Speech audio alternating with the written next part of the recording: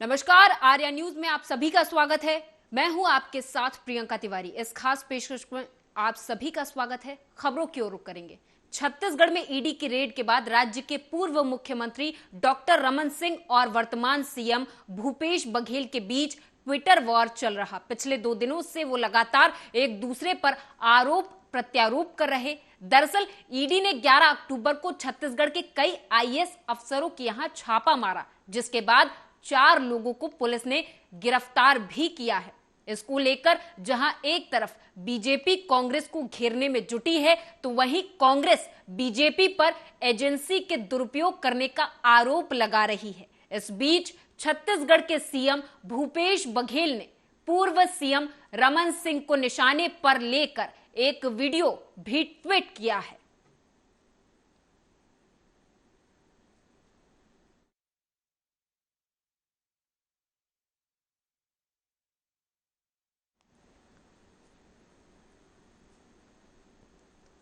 MP के CM Shivraj Singh Chauhan ने भोपाल में डॉक्टर्स को मजाकिया लहजे में हिंदी में दवा लिखने और पर्चे के ऊपर श्री हरि लिखने की सलाह दे दी है।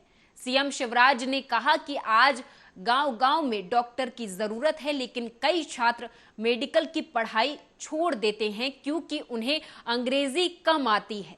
मैं पूछता हूं कि मरीज को दवा हिंदी में लिखने में क्या दिक्कत है? क्रोसिन दवा लिखना है तो उसे हिंदी में नहीं लिख सकते, क्या परेशानी होगी? पर्चे के ऊपर आरएक्स की जगह श्री हरि लिखो और दवा का नाम लिख दो हिंदी में। यहां डॉक्टर मित्र बैठे हैं, वे तरीका निकालेंगे।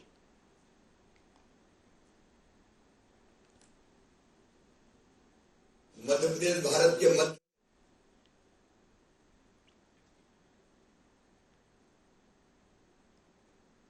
भोपाल में हिंदी में एमबीबीएस के शुभारंभ से पहले मंत्री विश्वास सारंग ने पिता स्वर्गीय कैलाश सारंग को श्रद्धा सुमन अर्पित किए। तो वहीं खेड़ापति हनुमान के दर्शन करने पहुंचे मंत्री विश्वास सारंग।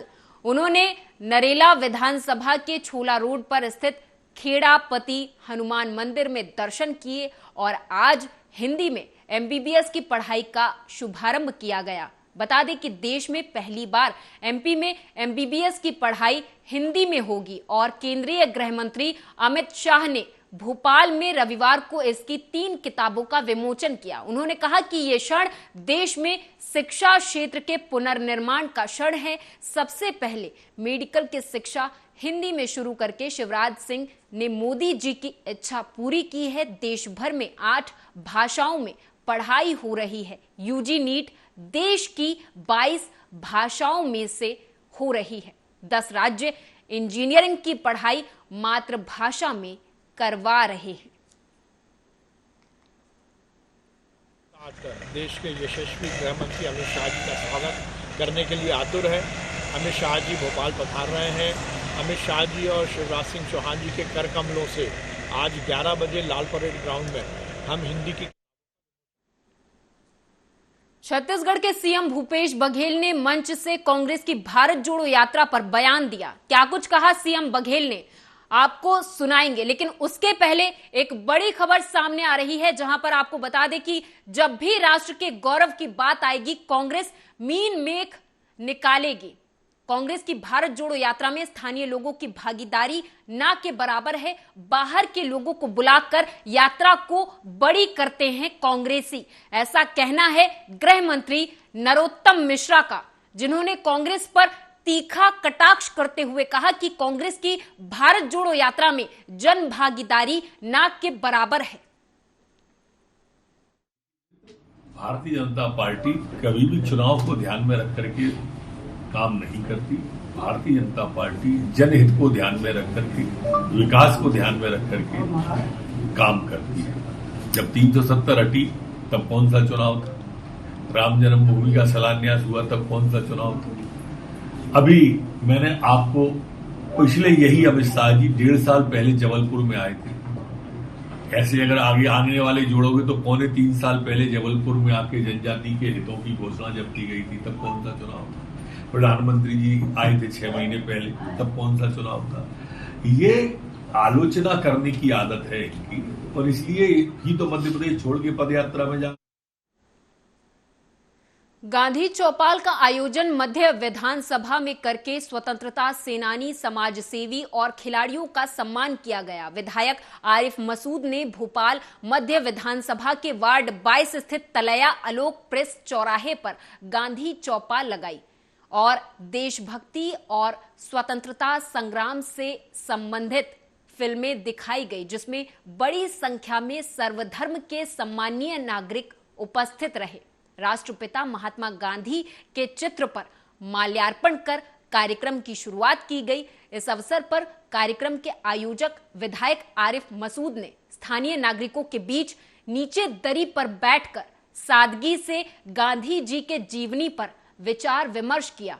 उनके सत्य, अहिंसा के मार्ग और आदर्शों पर चलने का संकल्प लिया। देश की आजादी में गांधी जी के योगदान पर प्रकाश भी डाला गया। गांधी चौपाल में वरिष्ठ जनों को शॉल, सूत की माला पहनाकर स्मृति चिन्ह भेंट कर सम्मानित किया गया।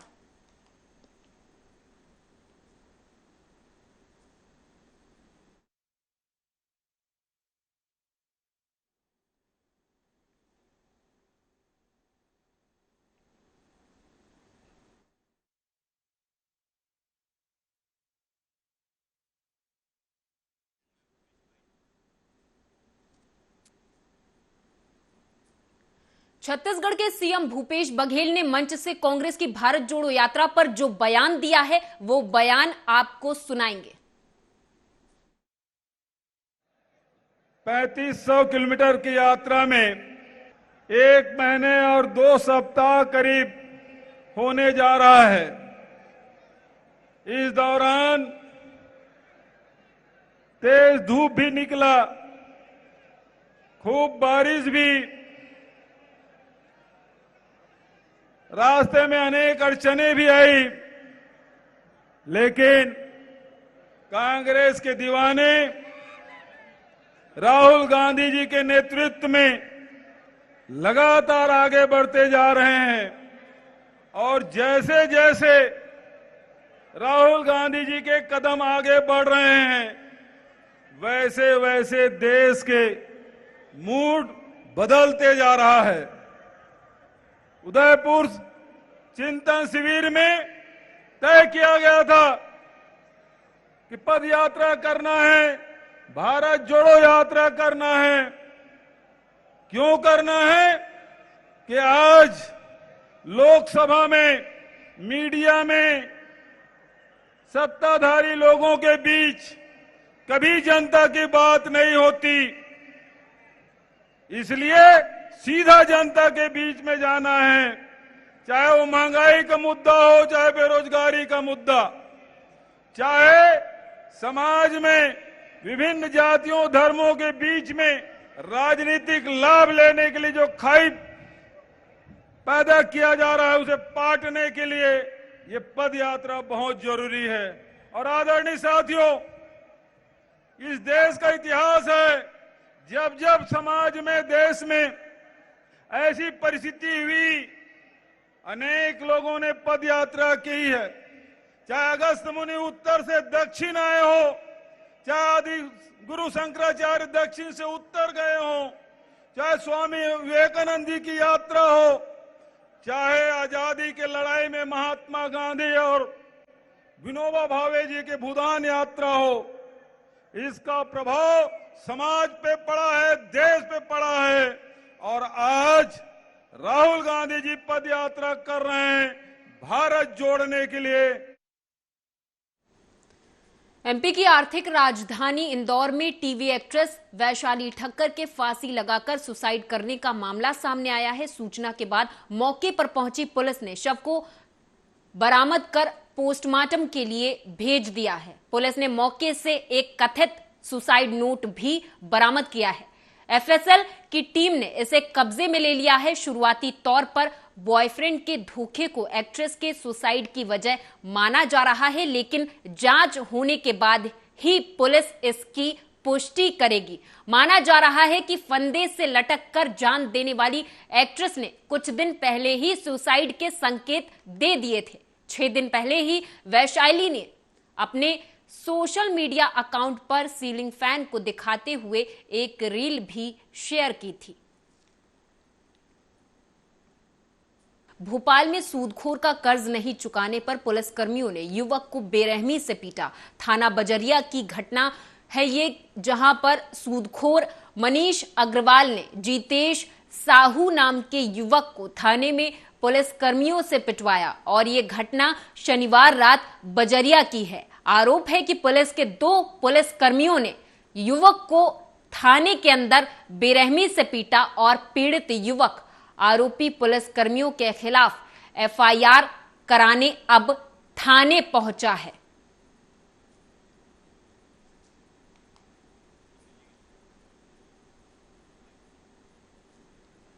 नेता प्रतिपक्ष डॉक्टर गोविंद सिंह का बीजेपी के आरोपों पर पलटवार सामने आया। उन्होंने कहा कि कुछ लोग वापस लौटना चाहते हैं। उनका कहना है कि हमें धोखे से बीजेपी में ले जाया गया है। हालांकि उन चारों से साफ तौर पर मैं ये कहना चाहता हूं कि जो धोखा देकर गए हैं उन्हें वापस अब नहीं लिया जाएगा। मैं भारतीय जनता पार्टी के तलवारों पर नहीं चलाना चाहता, लेकिन मेरा जीवन में मैंने कभी झूठ नहीं बोला और मैं सत्य बोल रहा हूँ 1000%।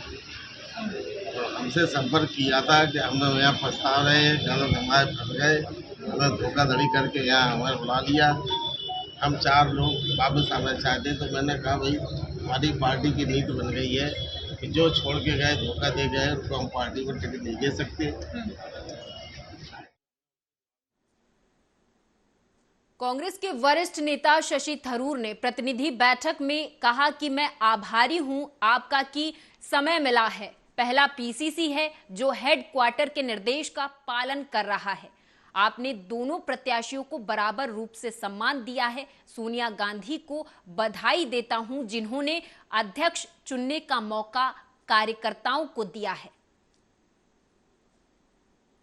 2024 के पहले में काफी काम करना है। आपको पता है कि पिछले बार मोदी साहब ने 37% से करीब 60% सीट ले लिए लोकसभा में। क्यों?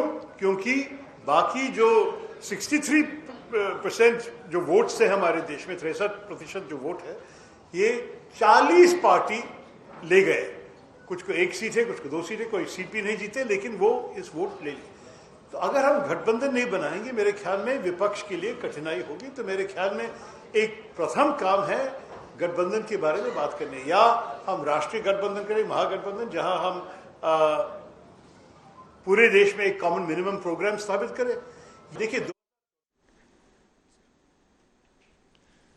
तो भोपाल से एक खबर है जहां आपको बता दें कि कांग्रेस के वरिष्ठ नेता शशि थरूर ने प्रेस कॉन्फ्रेंस करते हुए सोनिया गांधी को धन्यवाद दिया है और कहा है कि मैं आभारी हूं कि सोनिया गांधी जी ने कांग्रेस अध्यक्ष के चुनाव के लिए कार्यकर्ताओं को ये अधिकार दिया है।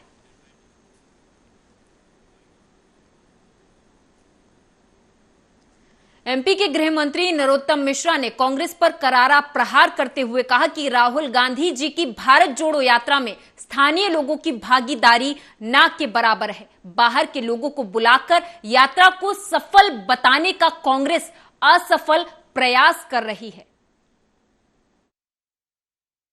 ये आपने ठीक बता दिया। बाहर के प्रदेशों से ही लाला के अपनी यात्रा को बड़ी कर रहे हैं। वो स्थानीय लोगों की भागीदारी ना के बराबर हो रही है। पूरे देश के अंदर पूरे देश से इकट्ठे करते हैं और बुला बुला के अपनी यात्रा को सफल बना के दूसरों को संदेश देना चाहते हैं। ये अब फेसबुक का जमाना है, ट्विटर का जमाना है, व्हाट्सएप का जमाना है। सब देख रहे हैं कौन से चेहरे कहां कहां के। भारतीय जनता पार्टी कभी भी चुनाव को ध्यान में रख करके काम नहीं करती। भारतीय जनता पार्टी जनहित को ध्यान में रख करके, विकास को ध्यान में रख करके काम करती है। जब 370 हटी तब कौन सा चुनाव था? राम जन्मभूमि का शिलान्यास हुआ तब कौन सा चुनाव था? अभी मैंने आपको पिछले यही अमित शाह जी 1.5 साल पहले जबलपुर में आए थे। ऐसे अगर आगे आने वाले जोड़ोगे तो 3.25 साल पहले जबलपुर में आके जनजाति के हितों की घोषणा जब की गई थी तब कौन सा चुनाव था? प्रधानमंत्री जी आए थे 6 महीने पहले, तब कौन सा चुनाव था? ये आलोचना करने की आदत है इनकी, और इसलिए ही तो मध्य प्रदेश छोड़ के पदयात्रा में जा रहे हैं। हम कितना आभार व्यक्त करें अपने केंद्रीय नेतृत्व का, माननीय प्रधानमंत्री जी का, माननीय अमित शाह जी का, जो लगातार मध्य प्रदेश में सौगातों की झड़ी लगाए हुए। अभी प्रधानमंत्री जी इसी महीने में आए और महाकाल लोक का लोकार्पण यहां पर किया। उसके पहले आपको मालूम होगा कि मध्य प्रदेश में चीतों की एंट्री करने के लिए प्रधानमंत्री जी खुद आए थे और चीते मध्य प्रदेश को मिले थे। उसके पहले रानी कमलापति रेलवे स्टेशन जो हिंदुस्तान में पहला स्टेशन था। तो जितना आभार व्यक्त किया जाए प्रधानमंत्री जी का, मोदी जी का, आज की इन सौगातों के साथ साथ उतना कम है। वैश्विक नेता हैं मोदी जी, और इसलिए उनके नेतृत्व में देश नई ऊंचाइयों को और नए सोपानों को तय कर रहा है, और हमारा मध्य प्रदेश में उसमें अग्रणी भूमिका निभा रहा है। आज माननीय अमित शाह जी हिंदी के मेडिकल कॉलेज में अपनी मातृभाषा में आगे बढ़ने का समय अब देश का प्रारंभ करने के लिए आज आ रहे हैं। अब मरीज भी समझ सकेगा डॉक्टर की भाषा को देश के अंदर, और इसलिए ये सौगात अकेली नहीं है। आज ग्वालियर में मध्य प्रदेश का सबसे बड़े एयरपोर्ट का भी शिलान्यास माननीय अमित शाह जी करने वाले हैं। ये आपने ठीक। और अब बात उस विज्ञापन की जिस पर आजकल काफी विवाद छिड़ा हुआ। जी हां, हम बात कर रहे हैं आमिर खान और कियारा आडवाणी के विज्ञापन की, जिसमें कियारा दुल्हन और आमिर खान दूल्हा बने हैं। अब इस विज्ञापन पर धार्मिक भावनाओं के आहत करने के आरोप लग रहे हैं। क्या है पूरा मामला, जानने के लिए देखिए ये रिपोर्ट।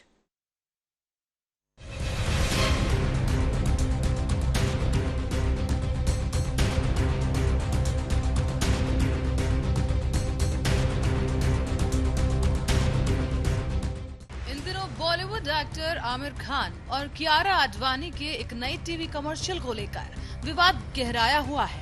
सोशल मीडिया पर मिस्टर परफेक्शनिस्ट के एड में एक ऐसी खामी नजर आई है कि वो लोगों की आंख का कांटा बन चुकी है।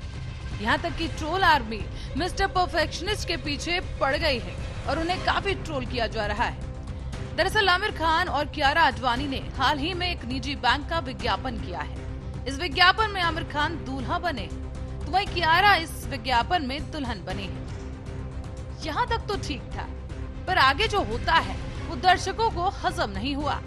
इस एड में आगे होता है ये कि विवाह के बाद दुल्हन की जगह दूल्हे को गृह प्रवेश करते हुए दिखाया गया है। बस फिर क्या था, लोगों ने सोशल मीडिया पर इस एड को जमकर खरी खोटी सुनाना शुरू कर दिया है। पर ये विवाद बस इतने पर ही नहीं रुका। शिकायत मेरे पास भी आई है। वो एक निजी बैंक के लिए अभिनेता आमिर खान जी का विज्ञापन मैंने भी देखा है। वो शिकायत के बाद ही देखा था, और मेरा उनसे आदरणीय आमिर जी से अनुरोध है कि भारतीय परंपराओं और रीति रिवाजों को ध्यान में रखकर आगे इस तरह के विज्ञापन करें। वो लगातार खासकर आमिर खान जी के बारे में इस तरह का भारतीय परंपरा, रीति रिवाजों, देवी देवताओं के जो आते रहते हैं, मैं इसे उचित नहीं मानता हूं। इस तरह के तोड़ मरोड़ के जो अभिनय करने से धर्म विशेष की भावनाएं आहत होती हैं, और इसलिए किसी की भी भावना को आहत करने की इजाजत उन्हें नहीं है, ऐसी मेरी मान्यता। इस एड को देखने के बाद मध्य प्रदेश के गृह मंत्री नरोत्तम मिश्रा भी भड़क उठे। उन्होंने तो आमिर खान को सख्त हिदायत तक दे डाली है।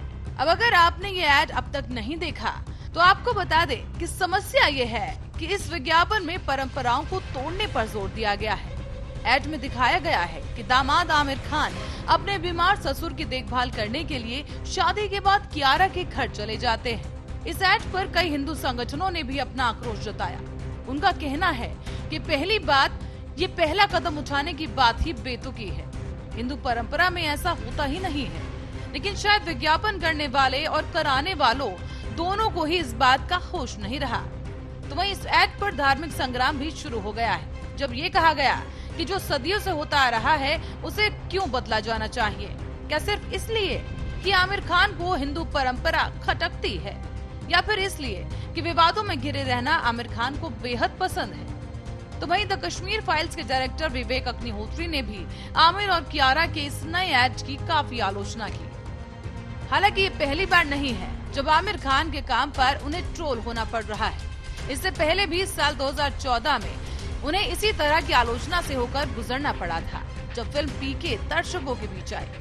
तब भी आमिर खान पर धार्मिक भावनाओं को भड़काने का आरोप लगा था, और अब इस विज्ञापन को हिंदू रीति रिवाजों के विपरीत महिलाओं के सम्मान और हक के खिलाफ बताया जा रहा है, क्योंकि हिंदू धर्म में मान्यता है कि महिला लक्ष्मी स्वरूप होती है और उनका पहला कदम घर में सुख समृद्धि लाने वाला होता है।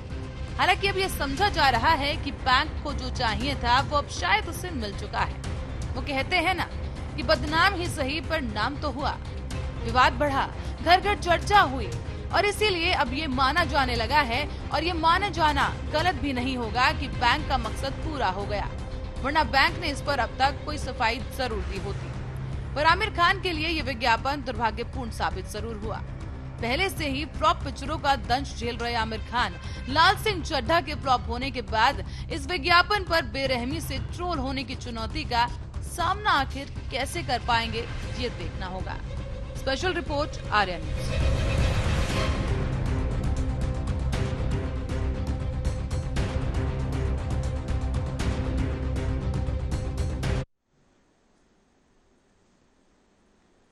और इसी के साथ इस खास पेशकश में मेरे साथ बस इतना ही। आप देखते रहें आर्या न्यूज।